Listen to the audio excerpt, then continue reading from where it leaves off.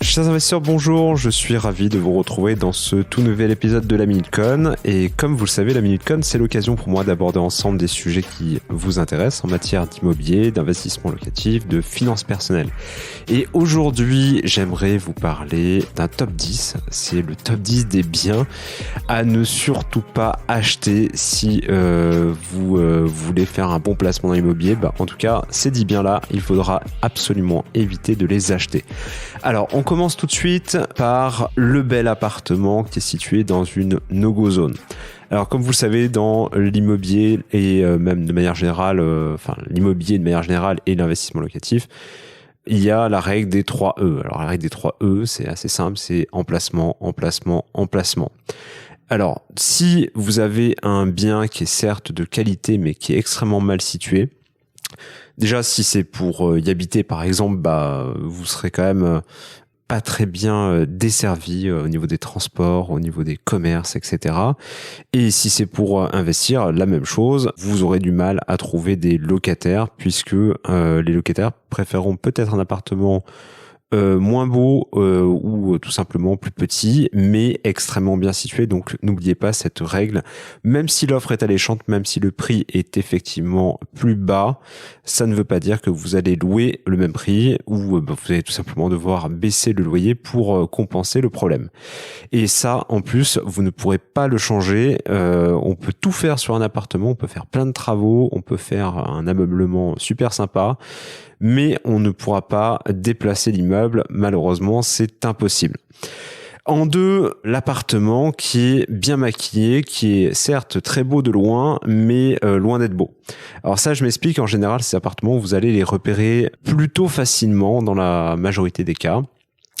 Donc si vous avez un appartement qui est fortement blanchi avant la vente et qui sent fortement la peinture, il faudra faire attention, voir déjà si par exemple, certes vous avez les murs blancs mais que les sols sont en mauvais état, si par exemple vous avez des anciens interrupteurs ou un ancien tableau électrique, potentiellement il y aura des problèmes à ce niveau-là.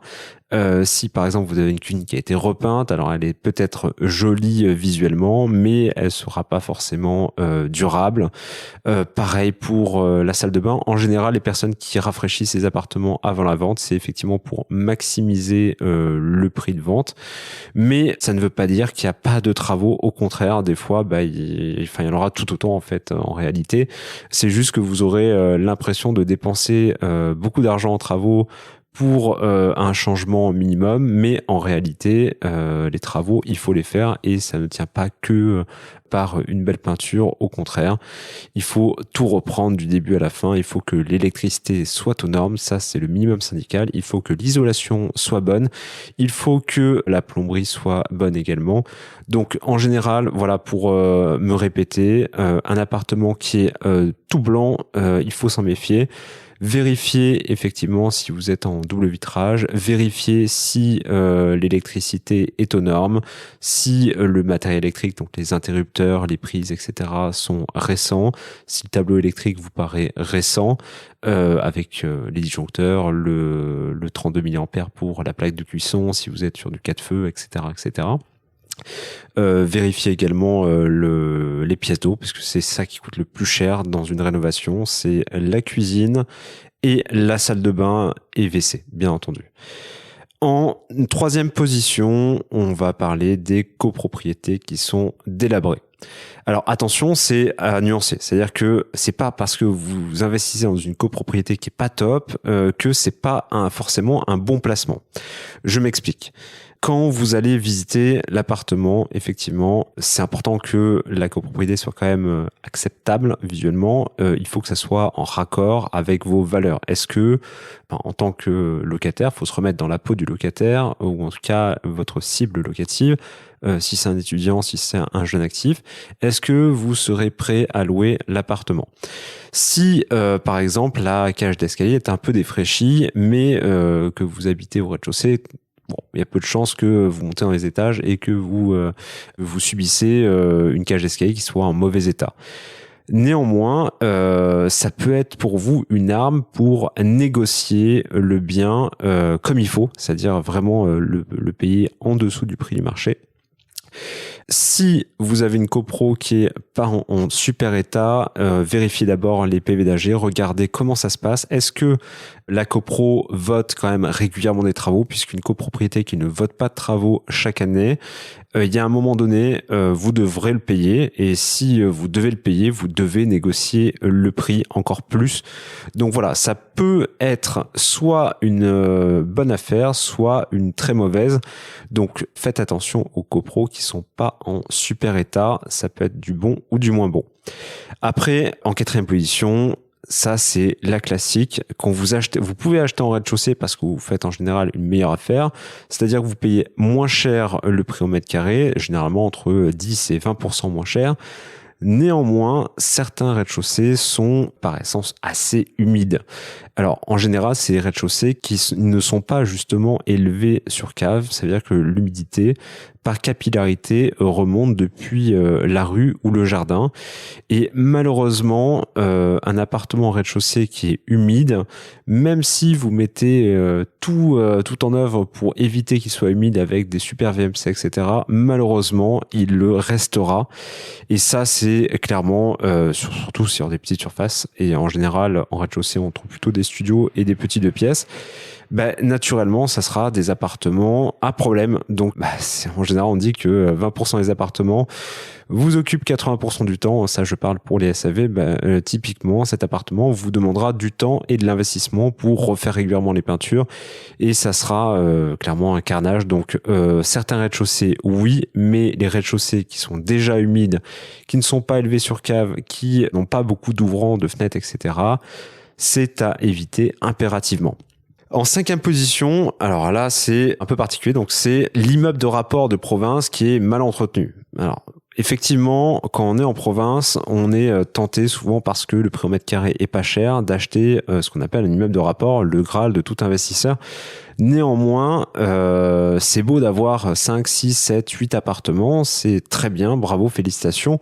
Mais si par exemple le bâtiment n'est pas hyper sain, si vous êtes d'une toiture, si vous êtes d'un renfort des fondations par exemple, là vous perdez tout. Donc est-ce que au final, ça vaut le coup, à vous de voir tout simplement.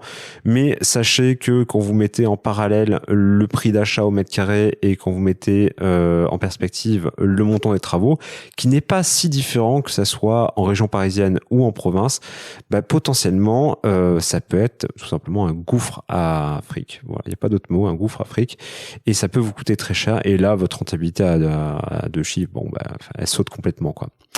En sixième position, l'appartement qui est vendu occupé. Alors ça aussi, c'est à nuancer.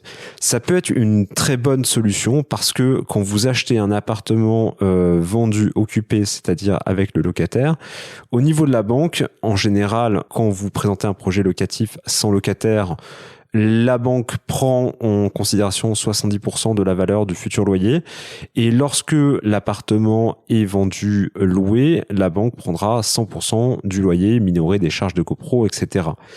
Donc ça peut être un bon moyen pour acheter plus. Donc ça, c'est plutôt bien.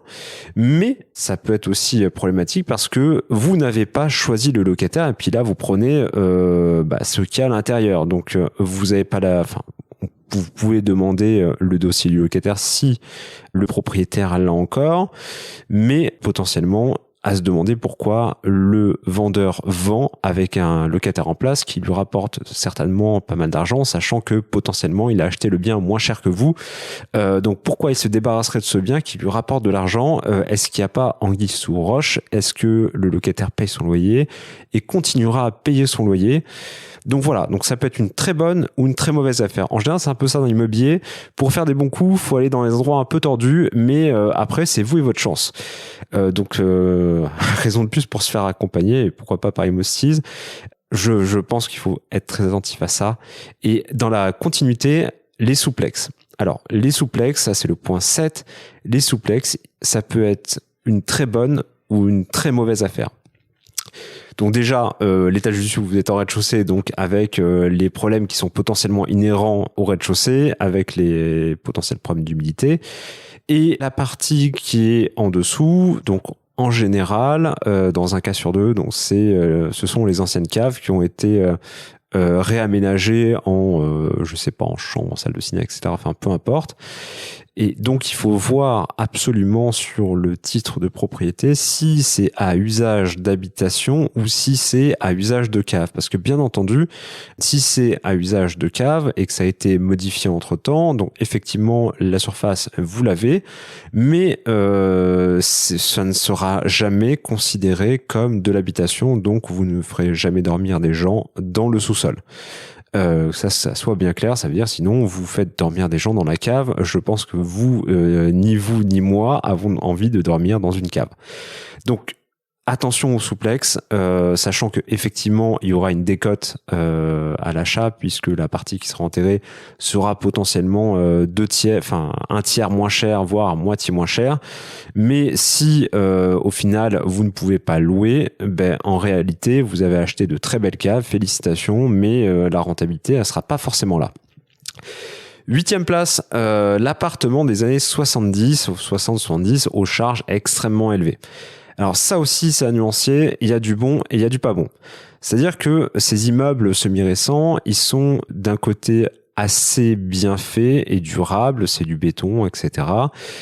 Mais très mal isolé d'ailleurs pour la plupart des cas. Et ça peut être une bonne solution si vous optez pour la colocation. Parce qu'en réalité, ces grands appartements, donc grands, tout est relatif, je parle des appartements qui font un peu plus de 100 mètres carrés, ils sont généralement bien faits, les pièces sont assez carrées, les couloirs un peu grands, et du coup, ça peut desservir pas mal de chambres. Si vous êtes sur un projet de colocation, ça peut être une bonne solution parce que ça peut vous décharger complètement des problèmes liés notamment au chauffage, parce que en colocation, on a tendance peut-être à chauffer plus que en usage classique, et aussi pour les problèmes d'eau, puisque en colocation, naturellement, vu que il y a plus de population, naturellement, on prend plus de douches et du coup, ça consomme un peu plus.